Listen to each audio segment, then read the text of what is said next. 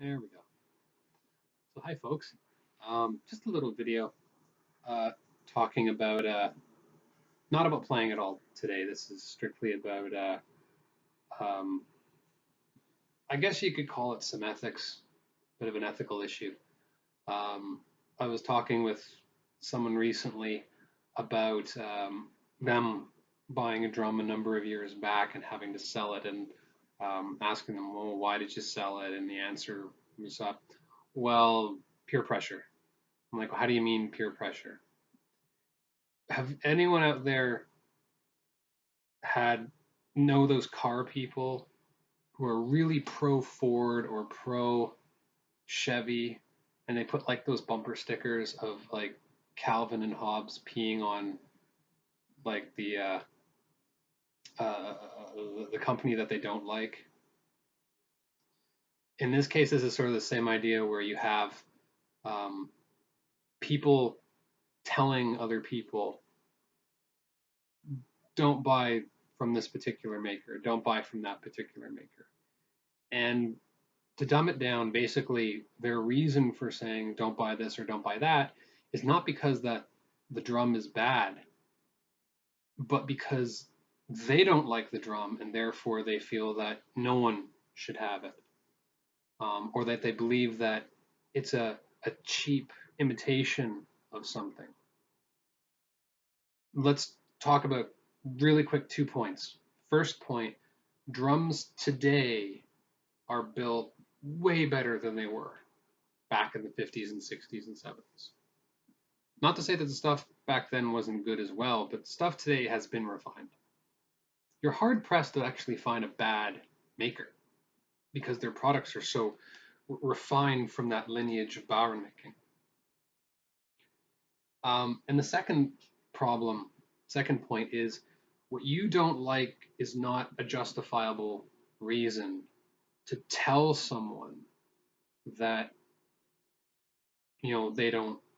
they shouldn't buy something, they shouldn't own something. I know that there are several models of Bayern out there that some people feel are just cop outs. Well, the only cop outs are when someone has literally copied one maker onto another issue. You get that a lot with the made in Pakistan drums. There was one up there a while back that had the MOS Christian Hedwig Shack models, fake ones made in Pakistan. They're complete copies, and they're cheap, they're crap copies.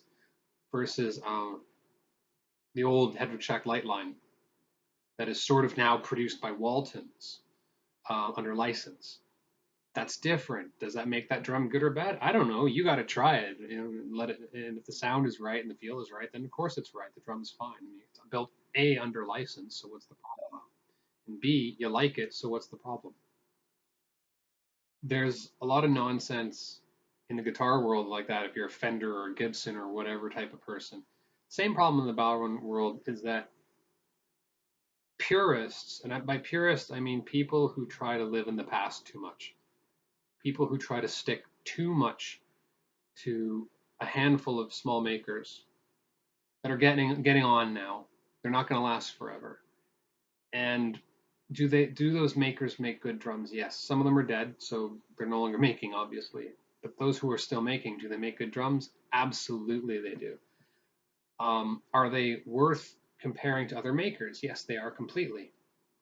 Are they worth telling people who don't buy from them that you've bought the wrong drum and it's garbage? No, of course not. You're being a bully. Um, if you're someone who's telling someone that it doesn't work because of the drum that they make, and you're pointing out all these problems with it. Look, it's a Bowron. It's not a complicated instrument. It's a fairly simple instrument. For a frame drum, it's more advanced, but for an instrument, it's fairly simple. It's very, very hard to screw up a Bowron and make it truly horrible, build quality or otherwise. There's always going to be like a little issue here and there, and whether a maker decides to make a mass-produced set of standardized models or makes only custom work, you can't compare the two methods of building and making a business. You know, there are a lot of the makers out there, like this is not their sole income. They have this as a second job. Very few out there are making it strictly as their sole income. And then as a buyer, if someone tells you that what you play is not that great, remember how much you paid for it and remember the reasons why you bought it in the first place. You know, there's a lot of excellent drums that go up on the bar and buy and sell. And some of those that have gone up in the last several months have been drums that have been told, at least to me, that they're no good. This is no good. That is no good. Well, the person had it for how many years? I'm pretty sure it was a good drum.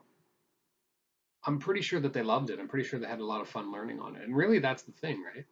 Um, if you're not a Hedvig Shack person, I know one of the big popular swings against Hedvig Shack is that he's not, the people who are critics are saying, well, I'm not a big fan of the sound of the drum. It's too compressed. It doesn't resonate enough. Well, surprise, surprise, Hedvig Shack makes drums the way he wants to, and he makes drums that are designed in a very particular way. You can say that he has a signature sound. Some people like it, some people don't. The carpentry work is amazing. The sound may or may not be your thing. You know, I've tried Seamus O'Kane drums. I think they're very good sounding. You know, I don't think they rank on the very highest level of craftsmanship because it's the same general models being reproduced. It's a standardized model set. But then again, I don't think necessarily what makes a great drum is necessarily the best carpenter. You know, you also have to remind yourself about those little tiny things that are proprietary to the drum makers. Seamus O'Kane's drums sound bloody good for a damn good reason. He's refined that design. Bridget Drums, same thing. Christian Hedvig Shack, same sort of thing. You know, Faulkner at Metloff, same sort of thing. You know, some people like, some people dislike, and because you dislike something is not a reason to turn to someone who has spent $500 on a drum and say what you bought was a piece of crap. Well, for the one time that you've told that person that their instrument is bad, about 100 other people who own that instrument are going to turn to you and say, you're wrong. You're completely wrong. Now, as far as like intellectual property right design things, look, the designers that keep experimenting and producing things and putting a patent or not or whatever, I don't even know the complete history of patents, and it's hard to tell with Bowrons because no one's patented it. Is leave it alone. Leave it alone. People are experimenting and trying to develop these instruments. They do not need the bullshit from buyers who don't make drums. Some do, some don't, but most don't. And turn to the maker and say, well, what you did is garbage. They never turn to the maker and say this is garbage. They turn to the person who bought the drum from the maker because they wouldn't have the the courage to go talk to the maker. The maker doesn't care. They got their own fans who buy their stuff. They got their own people who like their stuff. You know, this is not something that you just dump on because you want to dump on it. Okay, so the drum wasn't big on you. If you're a purist and stick to one type of drum, you either do it because you really like the product or you're ignorant. Plain and simple. You either know your stuff or you're completely ignorant and biased to other stuff because you have a personal agenda. And your personal agenda is not valid in the judgment of other drums. You know, look at a lot of more celebrity and pro drummers out there. They're not just using one model. They record using a bunch of different models. They may play on stage their main model, but they use a bunch of different models. Rolf Boggles is a good example, one such drummer. You know, Johnny Ringo is another person. So, you know, when you go out there and you start peer pressuring other drummers, just do yourself a favor and don't do that stupid thing. It's not welcome, it's not cool, it helps no one. And to be honest, it just makes you look like a bully or an idiot. And people don't like being around idiots or bullies. So just leave it alone. For the buyers who bought drums, don't be weak enough to sell something you like. And for the people who are bullying, leave them alone. Shouldn't you be practicing your instrument to play better? Something to think about.